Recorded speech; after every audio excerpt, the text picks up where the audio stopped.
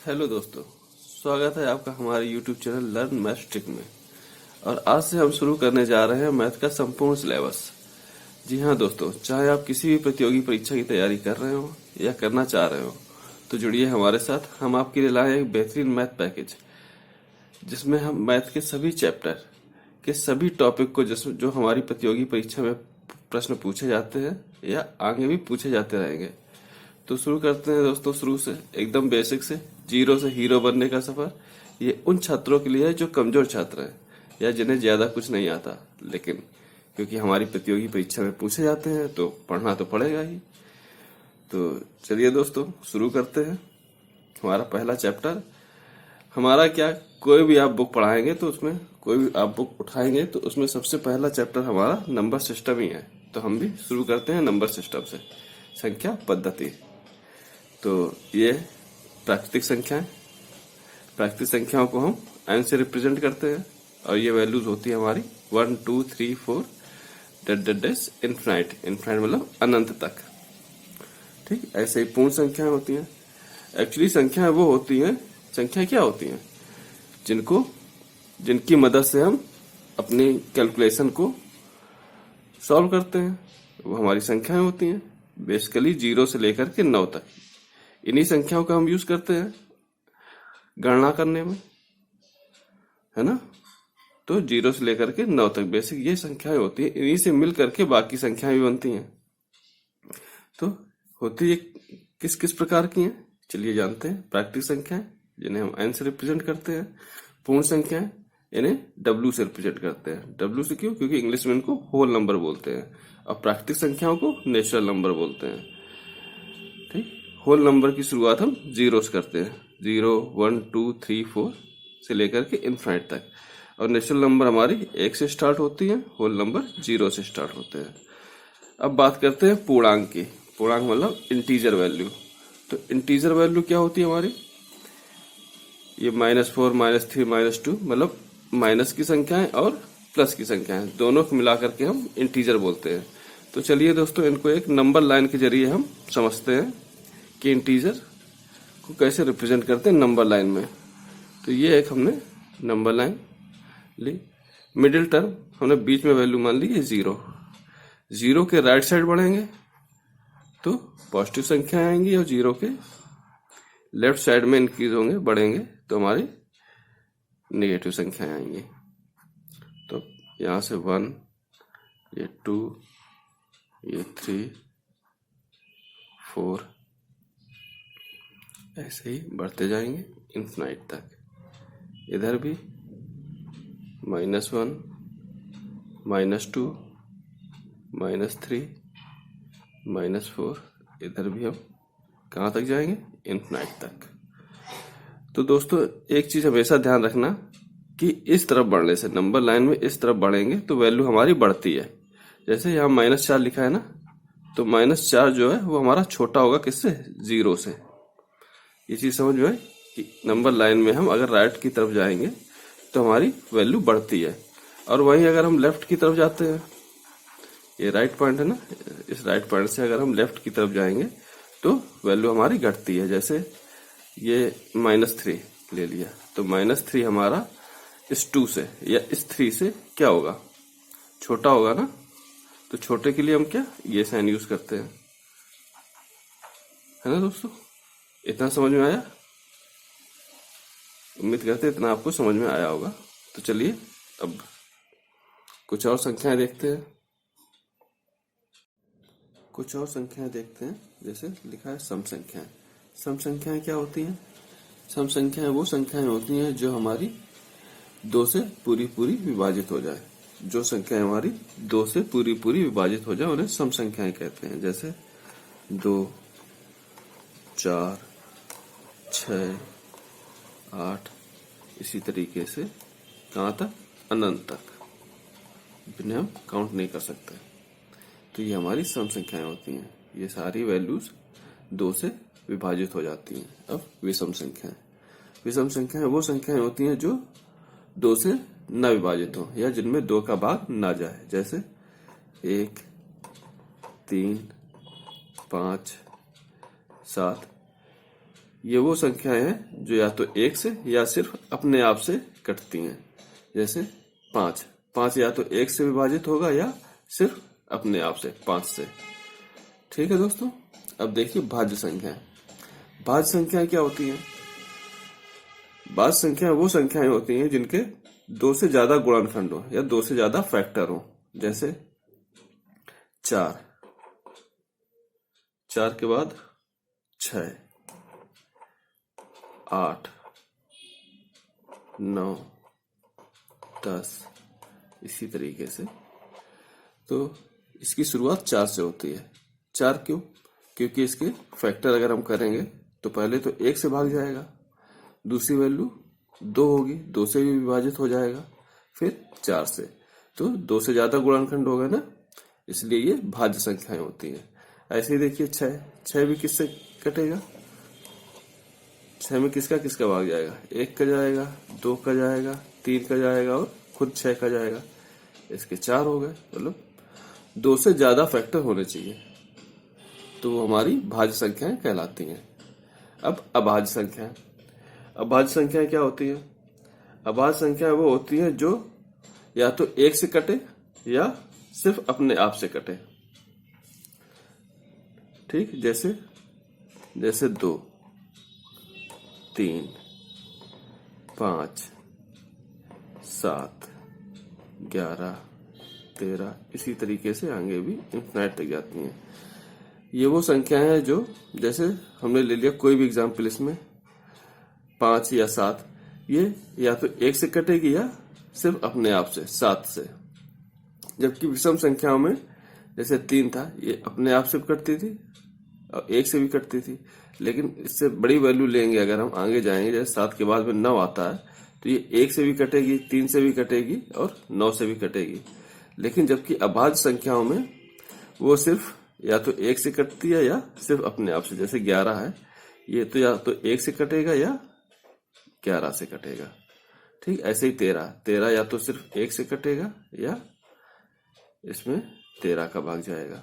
ठीक, जबकि विषम संख्याओं में ऐसा नहीं है। विषम संख्याओं में अगर हम बढ़ेंगे आगे, जैसे 7 के बाद 9, फिर 11, फिर 13, फिर 15, जैसे 15 वैल्यू मिली हमको, तो 15 में हमारा किसका किसका भाग जाएगा? 1 का, 3 का, 5 का और खुद 15 का, है ना। तो इसमें विषम संख्याओं में और भाज्य संख्याओं में ये फर्क है। तो ये डाउट्स आपके क्लियर हुए? चलिए कुछ और संख्याएं देखते हैं। परिमेय संख्याएं। परिमेय संख्याएं कौन सी संख्याएं होती हैं? परिमेय संख्याएं वो संख्याएं होती हैं जिन्हें हम P/Q के फॉर्म में लिख सकते हैं। जैसे एग्जाम्पल देखते हैं, जैसे 1/2, 1/2, 3/4, 5/7, इस तरीके की वैल्यूज को हम परिमेय संख्याएं बोलते हैं। इसमें ये चीज ध्यान रखना, Q जो है ये हमारा 0 के इक्वल नहीं होता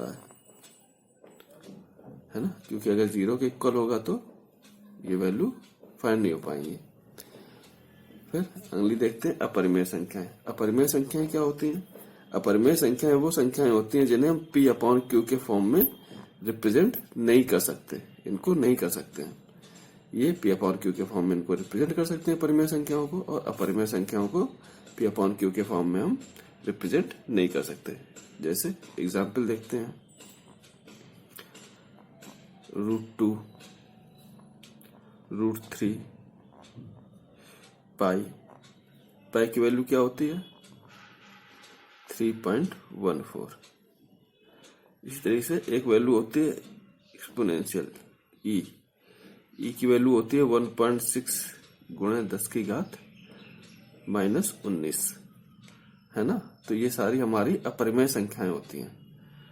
तो संख्याओं के प्रकार तो हमने सीख लिए, अब सीखते हैं इनसे रिलेटेड प्रश्न किस प्रकार से पूछे जाते हैं।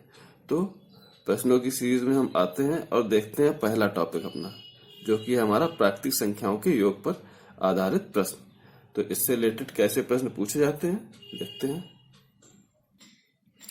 तो दोस्तों ये हमारा पहला प्रश्न क्या कह रहा है?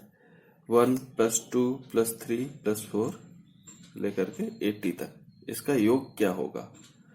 तो इसका योग निकालने के लिए पहले तो हमें चलिए कुछ चीजें क्लियर कर लेते हैं। दो फॉर्मूले हैं, इनको हम क्लियर कर लेते हैं। तो नंबर्स, इस सीरीज में कितने नंबर्स हैं इसको अगर फाइंड करनी है तो n से रिप्रेजेंट करते हैं नंबर्स को, नंबर फाइंड करने के लिए। हालांकि इसमें दिया है कि n नंबर है, n की वैल्यू क्या है 80। इसमें दिया है कि n की वैल्यू हमारी 80 है। मान लीजिए हमें ना पता हो तो n की वैल्यू कैसे निकालते हैं, एक फॉर्मूला देख लेते हैं। क्या है लास्ट पद, लास्ट पद क्या है 80, अंतिम पद। तो लीजिए अंतिम पद को रिप्रेजेंट करते हैं हम l से, और इसकी वैल्यू है 80। वहीं प्रथम पद, प्रथम पद, प्रथम पद को हम रिप्रेजेंट करते हैं a से, और इसकी वैल्यू हमें इस सीरीज में दी हुई है 1। और इनके बीच का जो गैप होता है इसको हम बोलते हैं अंतराल, या इसको रिप्रेजेंट करते हैं हम d से, d से इसको बोलते क्या है अंतराल। तो d की वैल्यू कितनी है, देखिए 2 और 1 के बीच में कितने गैप है, 1 का। ऐसे 3 और 2 के बीच में 1 का गैप है, 4 और 3 के बीच में 1 का गैप है। ये हमेशा 1-1 का अंतर होना चाहिए। तो वो हमारी d की वैल्यू निकल के आएगी कितनी, 1। तो n की वैल्यू फाइंड करने के लिए क्या करेंगे, जो हमारा लास्ट पद है l माइनस जो प्रथम पद है a अपॉन d, जो हमारा अंतर निकल के आया, प्लस 1। इस तरीके से हम n की वैल्यू को फाइंड करते हैं। हालांकि यहाँ तो हमें दी हुई है, तो चलिए फॉर्मूले से भी हम चेक कर लेते हैं एक बार। l का मान 80 minus a 1 upon d, d की वैल्यू 1 प्लस 1। इसको जब सॉल्व करेंगे तो 80 में से 1 गया, कितना आया 79, 79 और बटे में 1 है, 1 है, तो 1 से भाग देंगे तो 79 आएगा। 79 प्लस 1 ये हमारा 80 हुआ, है ना। और हमें तो योग निकालना था, तो योग के निकाल लिए एक और फॉर्मूला देखते हैं योगफल निकालने के लिए। क्या है योग, योग निकालने के लिए हम इंग्लिश में सम होता है ना, तो इसको एस से रिप्रेजेंट करते हैं। इसका फॉर्मूला क्या होगा, प्रथम पद, प्रथम पद क्या है हमारा ए से रिप्रेजेंट करते हैं, प्लस अंतिम पद बटे में 2, और इस पूरे के मल्टीप्लाई में n, जो हमारे नंबर निकल के आया है। ठीक है, n ये हम इसमें वैल्यू रख देंगे। a की वैल्यू क्या है 1 प्लस अंतिम पद क्या है 80 बटे, बटे में क्या है 2, और मल्टीप्लाई गुणा किससे किया गया है n से, n क्या है 80। चलिए अब इसको सॉल्व कर लेते हैं। 80 और 1 81, 81 बटे 2 गुणा 80, 2 से इसमें भाग दे दिया, 40 आया। अब 40 का इसमें गुणा करेंगे तो ये 0 हमने यहाँ लिख लिया, 4 एकम 4 और 4 अट्ठे 32। तो इसका आंसर आया हमारा 3240।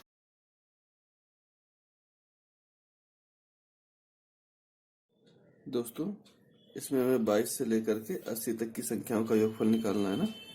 तो इसमें ये सभी सम संख्याएं हैं, और इसका लास्ट पद क्या है, अंतिम पद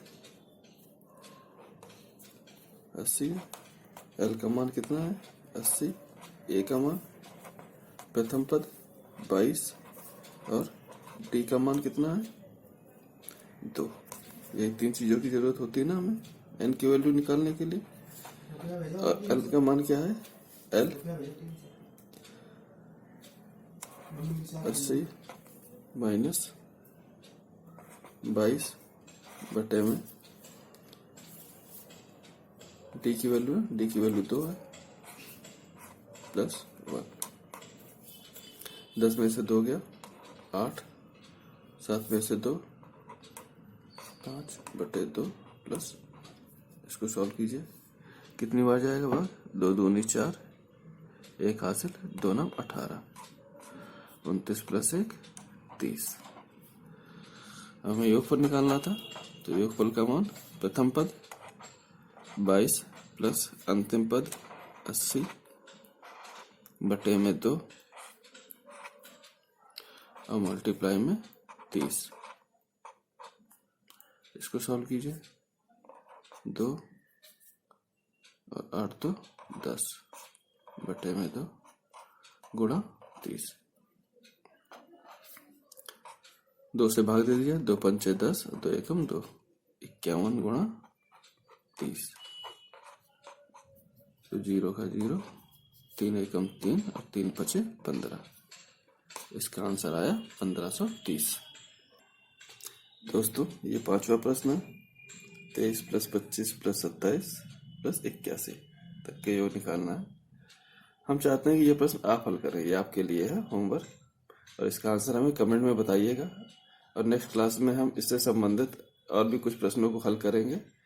तो मिलते हैं अपनी अगली क्लास में।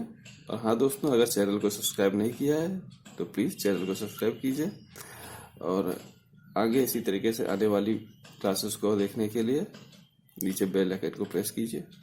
तो मिलते हैं दोस्तों अगली क्लास में। Thank you.